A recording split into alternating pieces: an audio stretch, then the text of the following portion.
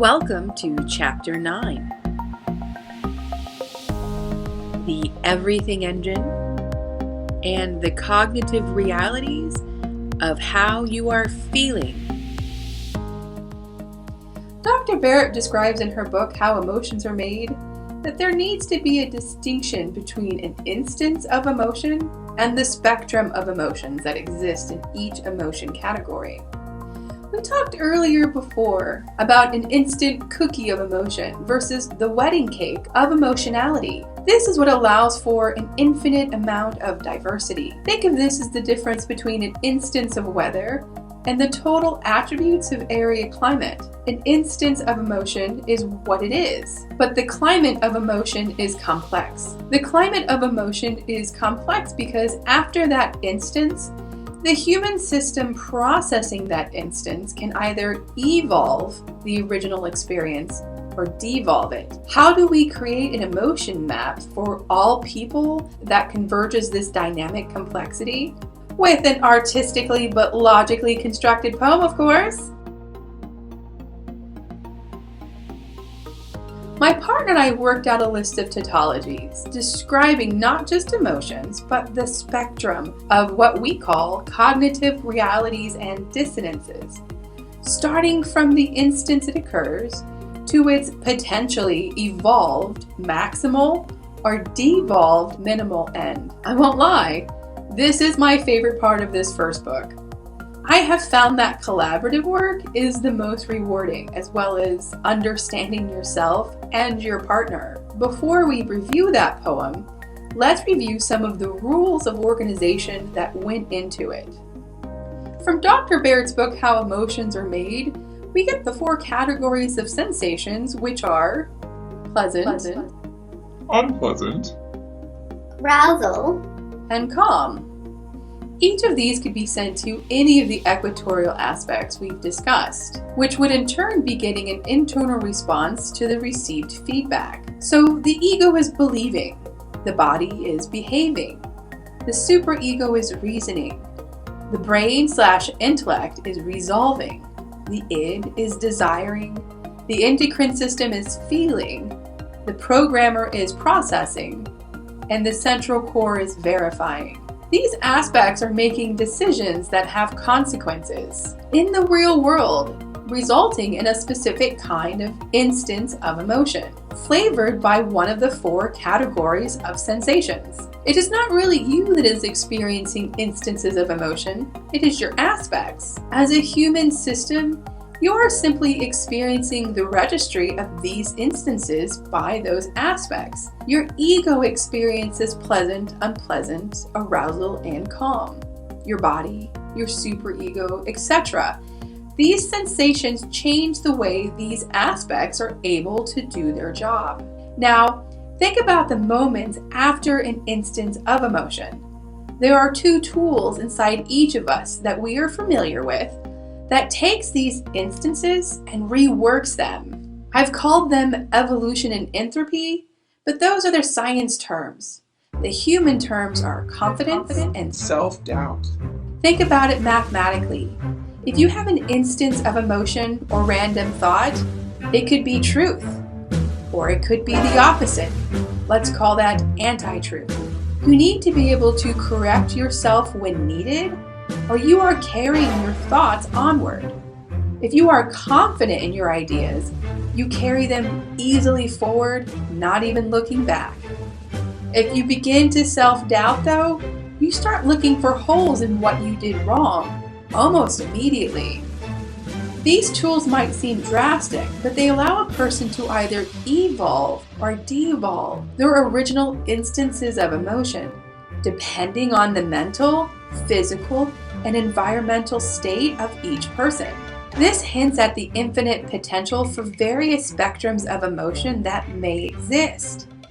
Even the poem we created was meant to lay out a basic pattern of options, not a set of hard rules. In this poem, pay special attention to the spectral words that are chosen, because while they may seem random or unrelated, upon first hearing, some version of these groups of words have appeared in other scientific places together before. I began this poem alone, but decided to include my partner so it wasn't designed any particular way. Just days spent brainstorming and looking up words and trying them out. It was the resemblance to other fields of science that was something my partner and I noticed when we were done. There are some classic emotion words that you might think are missing. We broke the poem into 4 parts according to the sensation. Let's start with the pleasant one. The pleasant cognitive realities and dissonances. What you believe is reciprocated by others, and what starts out as affirmation evolves into empowerment or devolves into narcissism. How you behave is beneficial, and what starts out as habitualness evolves into expertise or devolves into exploitation. What you reason is rational, and what starts out as perception evolves into entertainment or devolves into boredom. What you resolve is logical, and what starts out as recognition evolves into acclaim or devolves into obscurity. What you desire is enjoyable, and what starts out as inviting evolves into alacrity or devolves into apathy. What you feel is at ease, and what starts out as happiness evolves into jubilation or devolves into melancholy. What you perceive is smooth, and what starts out as a sense of self evolves into confidence or devolves into self-doubt. What truth you accept is aligned with your internal reality, and what starts out as edification evolves into bliss or devolves into misery. The unpleasant cognitive realities and dissonances. What you believe is rejected by others, and what starts out as an illusion evolves into accuracy or devolves into disillusionment. How you behave is not helpful, and what starts out as frustration evolves into discipline or devolves into aggression. What you reason is not complete, and what starts out as repetitiousness evolves into focus or devolves into incompetence. What you resolve is illogical, and what starts out as confoundedness evolves into knowledgeability or devolves into inconceivability. What you desire is forbidden, and what starts out as a restriction evolves into restraint or devolves into perversion. What you feel is too much, and what starts out as a disruption evolves into self-awareness or devolves into devastation. What you perceive is rough, and what starts out as emotional exhaustion evolves into an emotional exorcism or devolves into an emotional poltergeist. What truth you accept is not a reflection of the external reality, and what starts out as untruth evolves into humility or devolves into insanity. The arousing cognitive realities and dissonances. What you believe rivals reality, and what starts out as confrontation evolves into unification or devolves into fear. How you behave is influential, and what starts out as attraction evolves into connection or devolves into obsession. What you reason makes no sense, and what starts out as fascination evolves into enchantment or devolves into repulsion. What you resolve is hard to accept, and what starts out as an admission evolves into acceptance or devolves into denial. What you desire is delectable, and what starts out as appetizing evolves into fulfilling or devolves into aversions.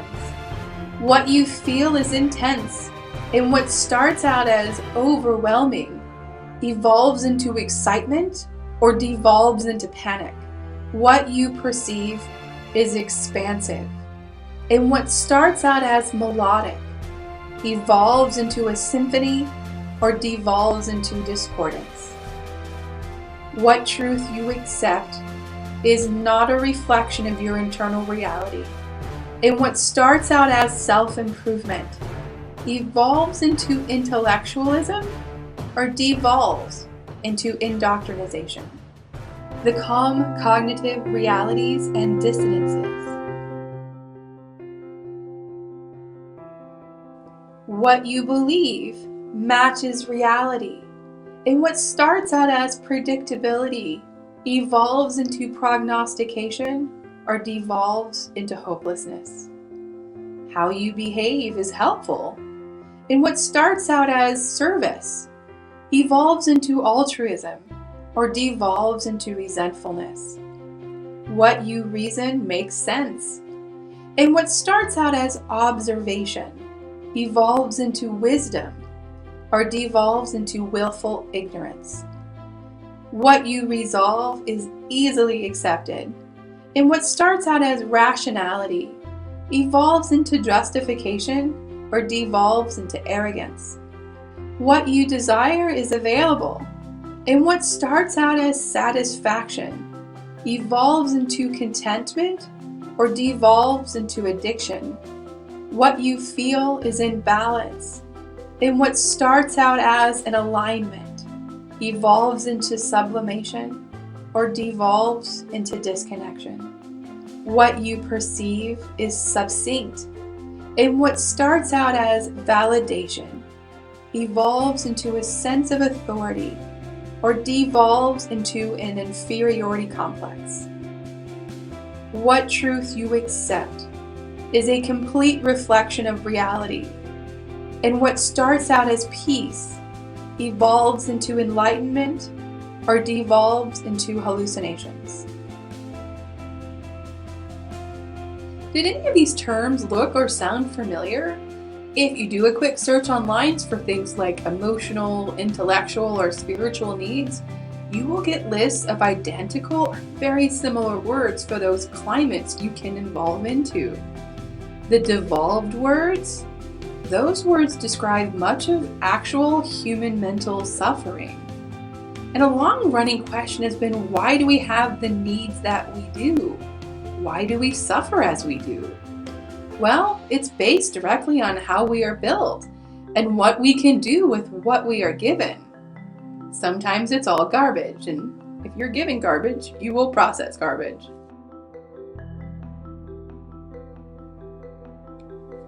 Here's the trick and benefit of knowing this system. If you know and can recognize this pattern, you can gain control over yourself. Not immediately, but in time. The physical needs, like all the master-slave characteristics, seem just obvious. People need to stay warm when it's cold, eat when they are hungry, and reproduce repeatedly to evolve the species. The other needs are directly related to our statistical ability to regulate ourselves at optimal levels for evolution to be able to occur. If not, we devolve and anthropic forces set in. What you might have noticed is missing from these lists are words like love or hate. Those emotional realities might now be more easily recognized as being built, constructed, and maintained by each person's personal psychology, neurology, and environment. What's love got to do with it? There is a popular book series called The 5 Love Languages, written by Gary Chapman. In it, Chapman explains how love is perceived differently by each person, and expressions of love must be created to be registered as love by the receiver, not the giver. This was a revolutionary concept when the book came out, and the modern science supports this idea. This concept is even counter to the classical view of emotions, which is very dangerous when coupled with the ideas of master-slave relationships, which results in people believing that love can be forced. See how it'd be good to clarify such misunderstandings? Now, these concepts around emotional or cognitive realities are different than the concept around consciousness. And this is a good time to segue to some of the new evidence uncovered by modern brain scans that indeed connect back with the everything engine. This means more science and evidence. In this way, we are going to answer, How are you thinking? want to learn more? Review the evidence or experience more questions being answered? Subscribe, like, and comment. Let us know what your favorite questions in life and science are. We will keep posting. Visit our website, theeverythingengine.wordpress.com, where we have posted the art, transcripts, and other useful things. Thanks again for watching.